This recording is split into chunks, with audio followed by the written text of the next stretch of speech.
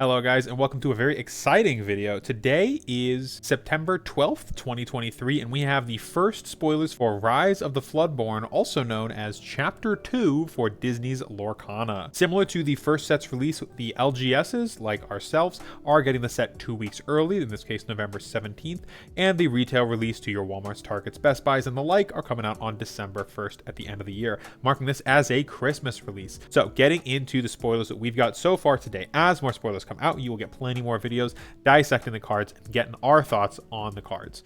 So first off here, we've got our Amber card here, Mickey Mouse Friendly Face, confirming that there will almost certainly be a Mickey Mouse in every single set. So we've got 6 inkable card for a 1/6 that quests for 3. Already pretty strong. Then its ability, whenever this character quests, you may pay 3 less for the next character you play this turn. This is an incredibly powerful ability, definitely earning its super rare slot. I really like this card, especially tying together a lot more of the yellow-green builds that we were seeing in some decks. Being able to play out some more yellow cards that can quest for a lot in the mid-game, support up your expensive mid-game green emerald cards with his quest ability as well. I like this card a lot. I don't know if this card is going to see a ton of competitive play. 6 ink is a little steep if you're not in like a late game deck, which Amber isn't currently, but I think this card can definitely slot in as a 2 or 3 of in a lot of decks even currently, so I do like this card. Next up, we've got the Queen. Since the set is called Rise of the Floodborn, we're going to see many Floodborn characters. Floodborn characters all shift, and this one is very important because this is the first shift card that we've seen that doesn't have its shift cost as 2 less than its casting cost. This time it is 3 less. This is very powerful, very cost efficient effect if we get another Queen. So this is a 5 ink inkable card for a 4/3 that quests for 2. Pretty good on rate. 4/3 for 2 for 5. Not amazing, but not bad. If you're shifting this thing's insane though. Currently, we only have one other the Queen in the game, and it is 5 mana in purple. Notably, this is another villain card for Amber. Amber now has 3 villains. We know as the sets are going to go on, villains and princesses are just going to get more and more support. Shift 2 here is incredibly strong, like we've already gone over. If we get a 1 mana Queen, this thing becomes insane instantly. But a lot of these Floodborn characters need to be able to curve out. Whenever this character quests, chosen opposing character gets -4 attack this turn, and chosen character gets +4 attack this turn. This definitely helps with Amber's way of fighting for the board by shrinking your opponent and buffing your own guys, since they don't have many good challengers. I like this staying in theme and solving some of the problems that Amber has while still staying on flavor and within what the color feels like it's able to do. I really like the design space for this card a lot. And last up for our Amber cards, we've got Zero to Hero, a 2-mana uninkable song, which is very good that it's a song, although we have a lot of uninkable powerful Amber songs now, and this one definitely joins the list. Count the number of characters you have in play. You can pay that amount of ink less for the next character you play this turn. This is a crazy card. This automatically is a 4 of, maybe a 3 of because it's uninkable, but insanely automatic include in princesses, automatic include in villains, arguably an automatic include in the Stitch decks.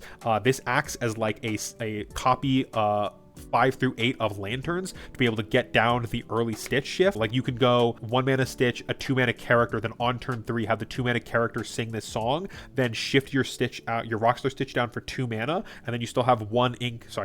You still have 1 ink left over to then try to use the Stitch's ability. This card is really crazy in the early game. If you're trying to use it for like aggro tempo plays, this card is really great in the late game. This card is really good. The only downside is it's uninkable. We already have a lot of really powerful uninkable songs. This is going to be contesting for that slot. I expect to see this card in a lot of decks, at least in a lot of early brews for sure. This card is crazy. Moving on to our Amethyst card here, we've got another Elsa.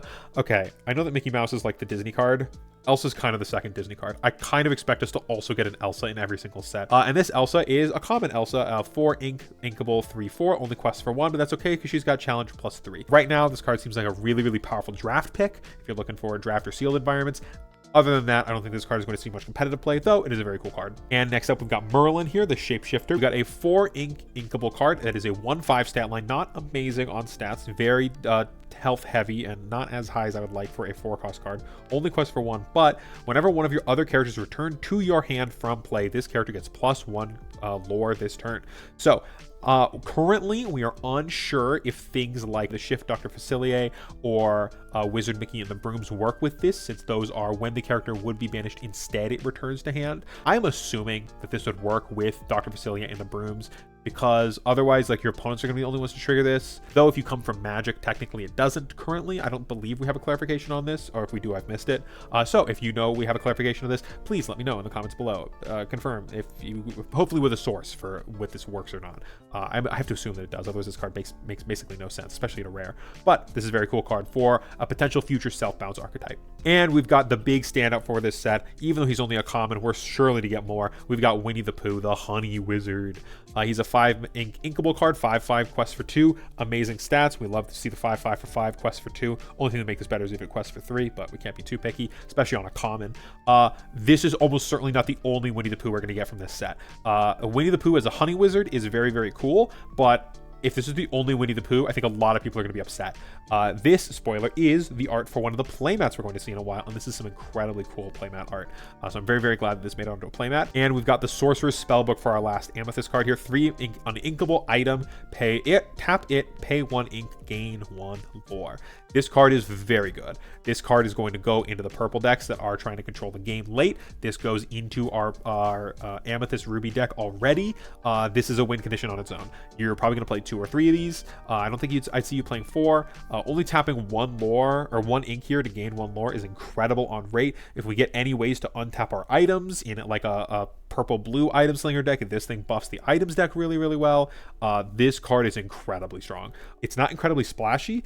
This card will be the reason that you win or lose games, depending on what side of the table you're sitting on it from. Keep an eye out for this card. This card is, I think, going to make an incredible splash. If not this set, certainly in the next couple sets. Once we get a more dedicated control archetype, this card is crazy. You now no longer need to play a mass of characters in order to start gaining lore. You can just play some Sorcerer's Spellbook, enough card draw, and enough control that you'll get there. And that's exciting and dangerous at the same time. Exciting for me as a control player, dangerous for the game as a whole. Moving on to our Emerald cards here, we've got Belle, Hidden Archer. This card is a standout for sure.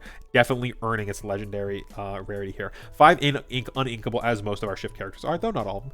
3/3 that quests for 3. Really good stats. We've got a shift 3 here, so she's coming out really early. We currently don't have a 2 ink Belle. We do have a 3 ink Belle, though she's pretty dedicated to being in the items deck. When this character is challenged, the challenging character's player discards all cards in their hand.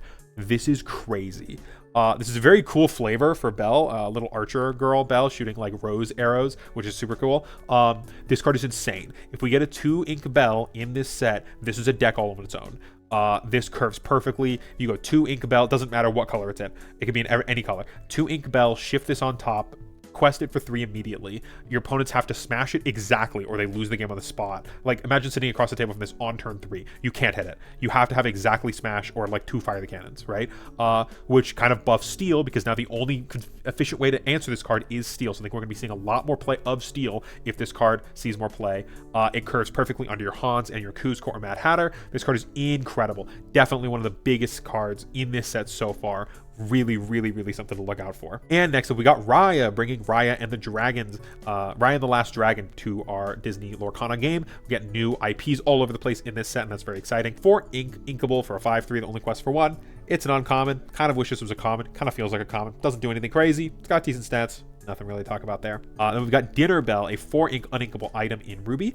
Tap it and 2 ink. Draw cards equal to damage on chosen character of yours, then banish them.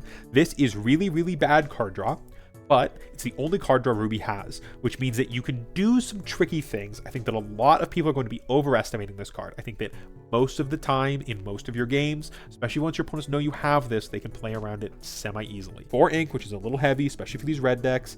It's uninkable, which means you don't really want many of them, and the cost here is quite high. You have to kill one of your own guys and use 2 ink.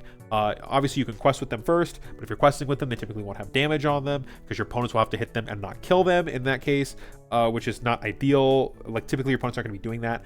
This card is incredibly high rolly, but unlike the other high roll card we had from the first chapter being Rapunzel, this card I think doesn't have very much of a low like floor to it that like Rapunzel does.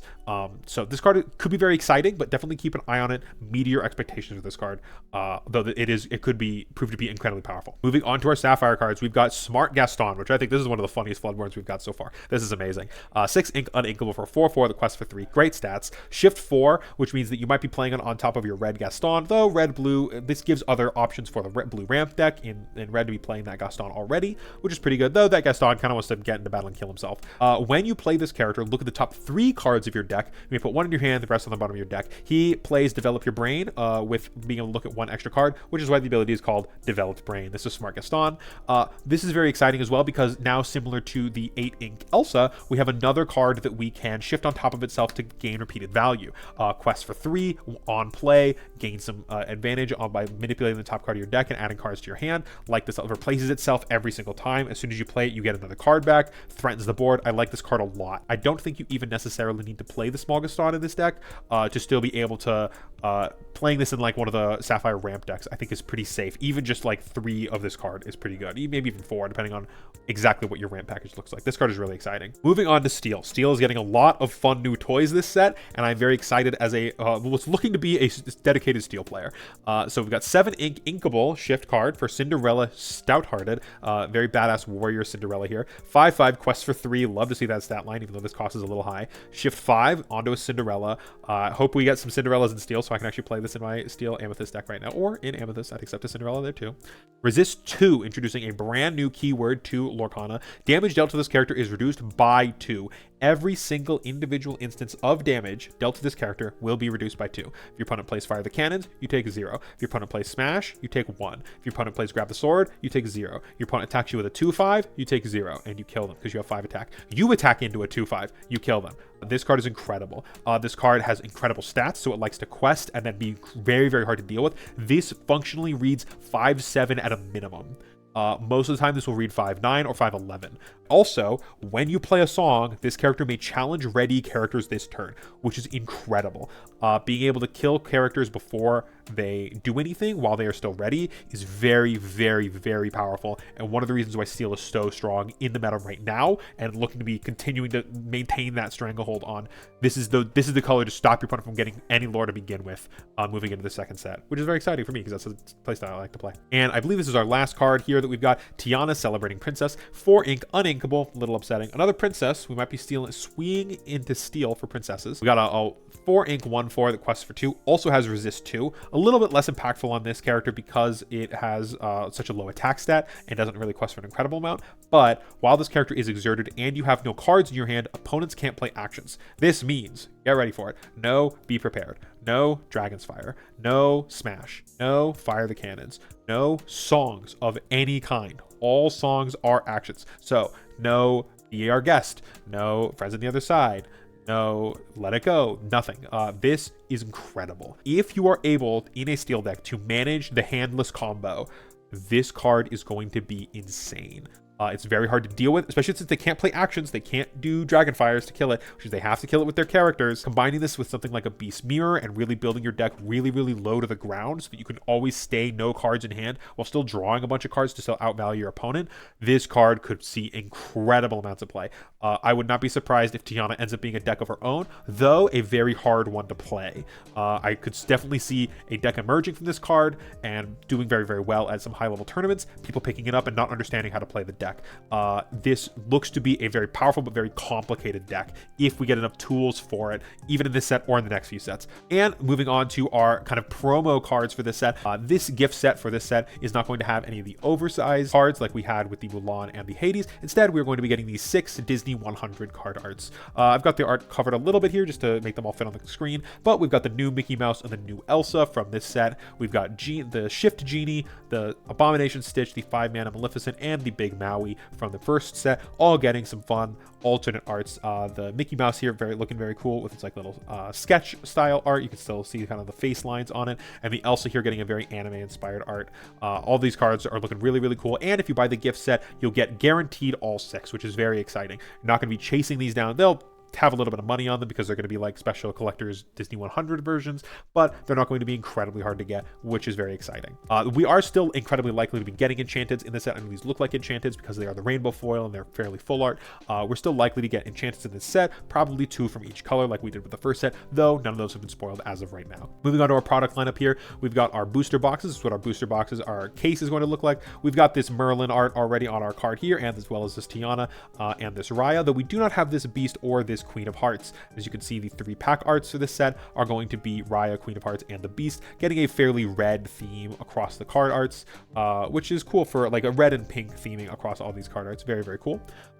You can see we only have 2 starter decks, which means that we are not getting a Ruby or Emerald starter deck, though we are getting the 4 cards here that were already spoiled in this drop. We've got the Queen, Smart Gaston, Merlin, and Tiana here. Looking at our playmats, we've got our Winnie the Pooh Honey Wizard playmat. This looks very, very cool, and I'm likely to pick this up if this Lightning Beast playmat wasn't so badass. I'm excited to see this card, see what it does. It's almost certainly going to be a shift card. I'm very excited to see this card. Just on the art of the card, it's looking to probably be blue or steel. I'm hoping that it's steel because that's a color that I'm playing my beasts in already. We can also see we've got some Raya sleeves and deck box here, as well as some Warrior Mulan sleeves and deck box here as well. Those are going to be very exciting. I know a lot of people are excited for this Mulan already. And taking a look, this is our collector's edition gift set for this set. As we can see, it basically is the exact same gift set because this little tag here says it does come with 4 packs from Rise of the Floodborn, as well as 1 of each of these. It is all 6 in every single box. It is not a random one of, which is very, very nice for collectors. You don't have to pick up a million of these. These are some of the movies that have been confirmed to come into Rise of the Floodborn. We have already seen Raya and the Last Dragon here down at the bottom with Raya and the Sisu sleeves. We've got Snow White and the 7 Dwarves, which is very exciting. We're going to be getting more princesses with our Snow White. Potentially, we'll get all 7 of the different dwarves, and we'll get some dwarf tribal cards. That will be very cool. We'll get some cards from Pinocchio, some cards from Zootopia, some cards from the Great Mouse Detective, and the Jungle Book. Now, admittedly, for the first chapter, you could have said we were getting cards from Winnie the Pooh, and that would have counted the 1 Tigger.